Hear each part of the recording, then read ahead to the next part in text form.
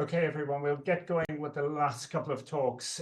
Giulia Malerbi, and I hope I've pronounced your name correctly, joins us from a law school, actually, which is great to have at a meeting like this, because these are the sort of diverse stakeholders we were aiming to have at a meeting like this. Yesterday and today, we've mostly been hearing about animals and livestock that are already in the system, and in some cases being treated really badly. Now we're going to hear about a campaign to try to prevent one more species from being sucked into farming and used in farming. So over to you, Giulia. Thank you very much.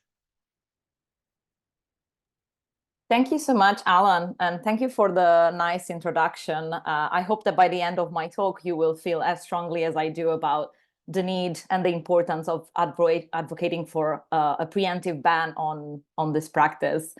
So you perfectly said my name, which is a rare occasion. So I'm Giulia Malerbi. Hi, everyone. Thank you so much for being here.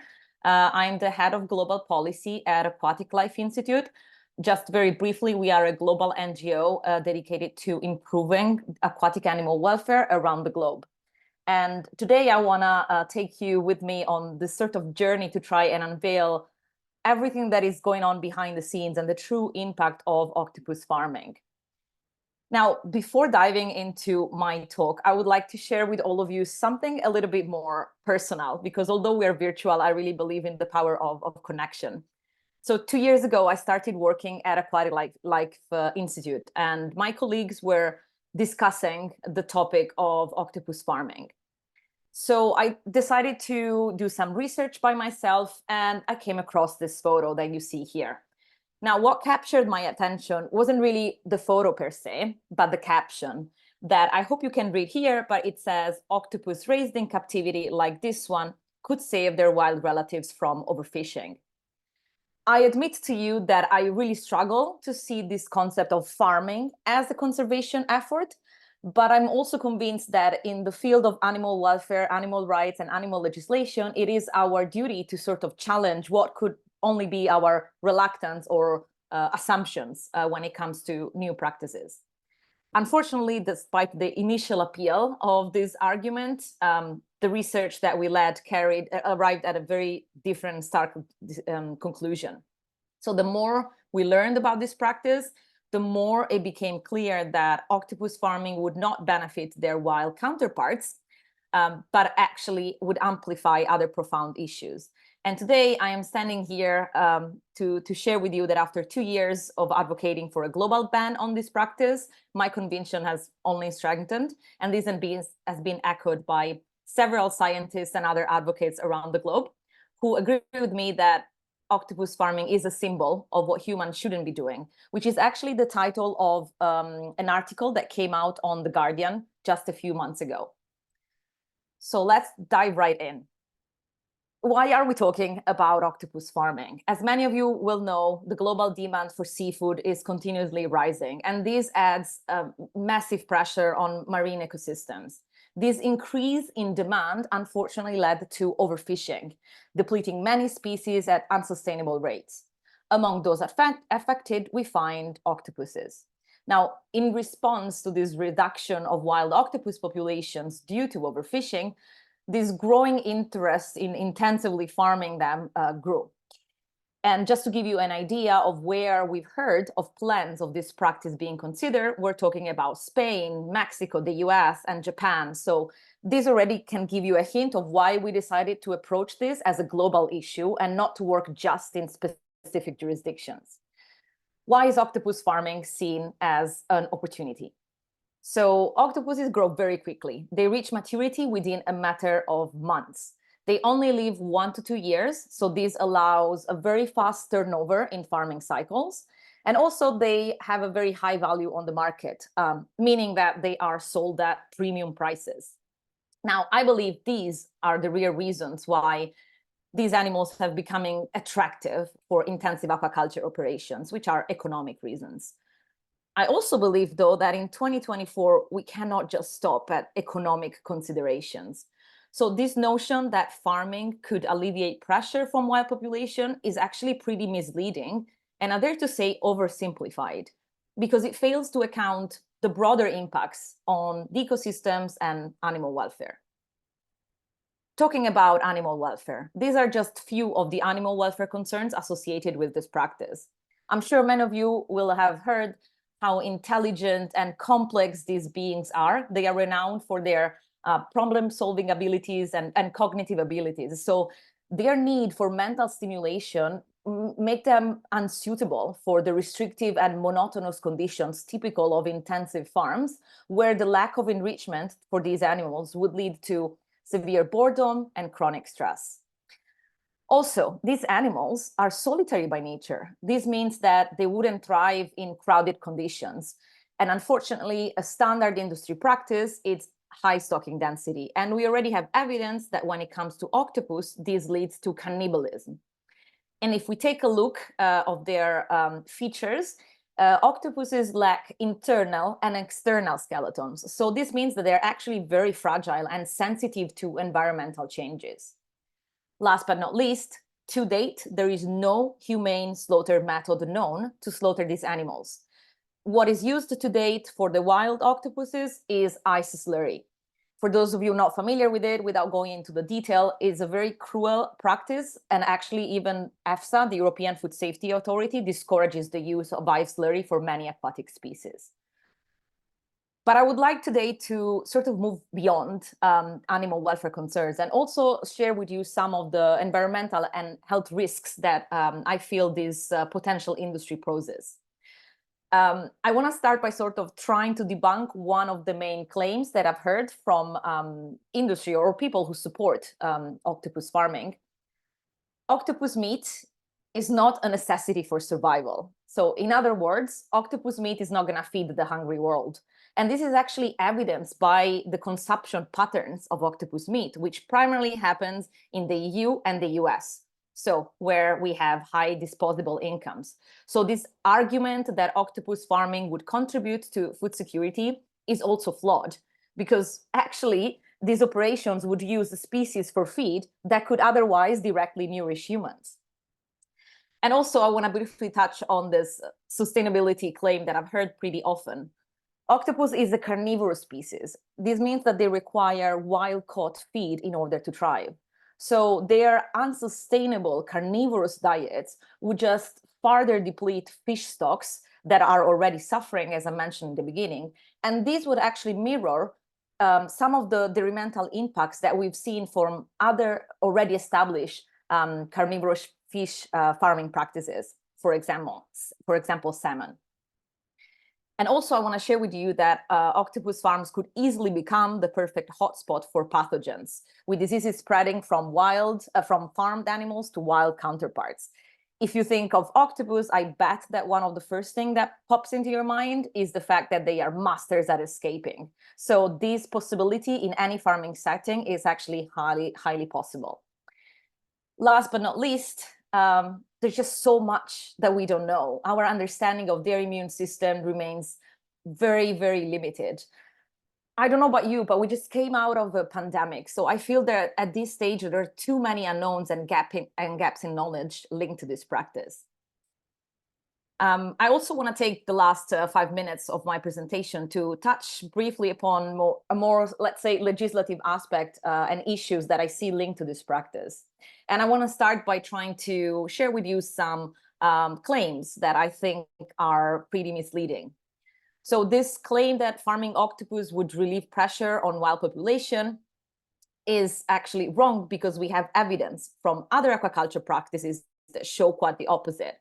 So let me once again turn to salmon farming, because it's an already established industry for carnivorous animals.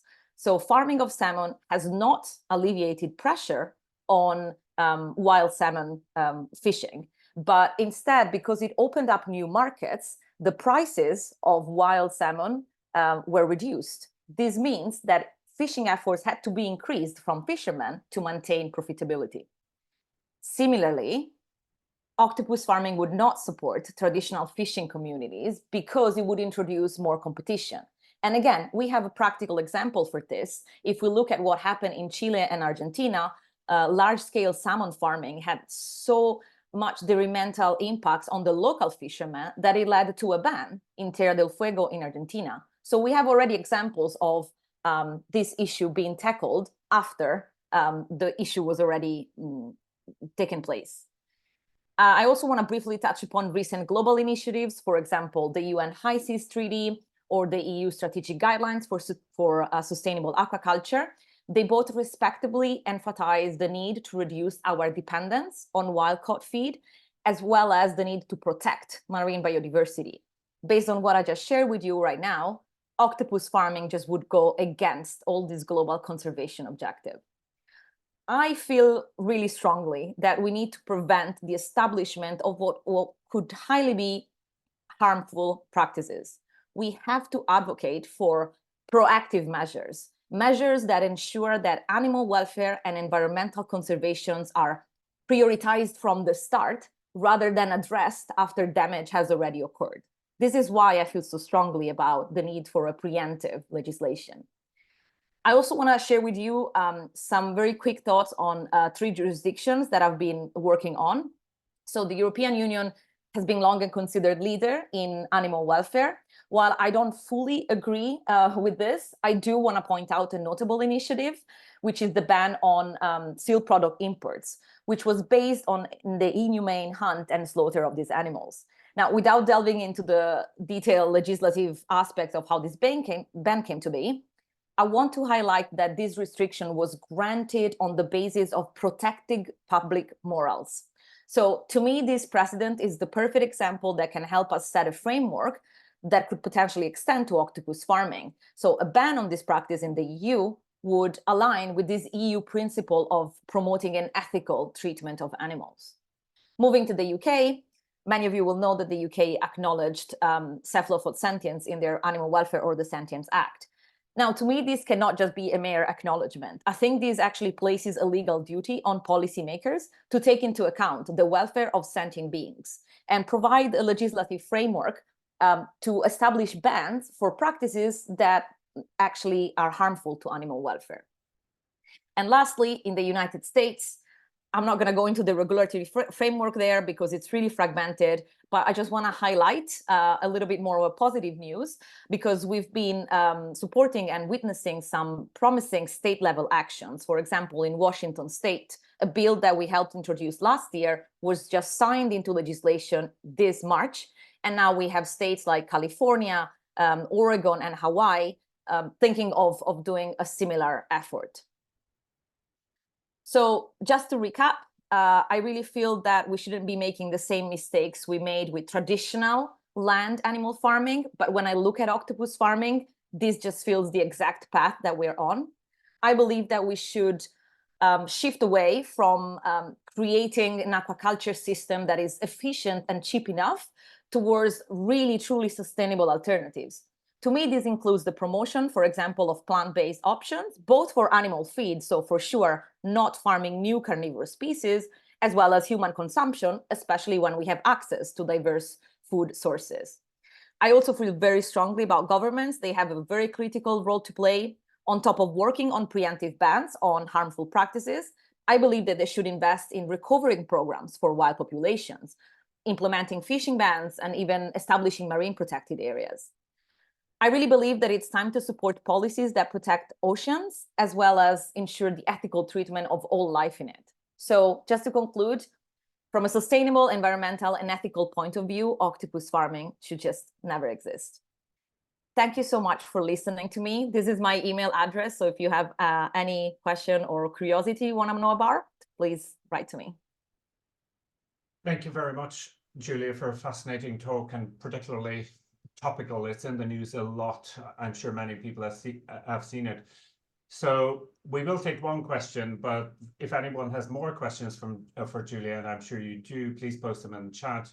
Elena Nayland from Eurogroup for Animals has posted a couple of questions. I'll just ask one, her third question, actually. What do you think the successful arguments will be, apart from animal welfare, or among the ones you listed, or which are likely to be the most successful one? And would it vary according to region, I guess, as well?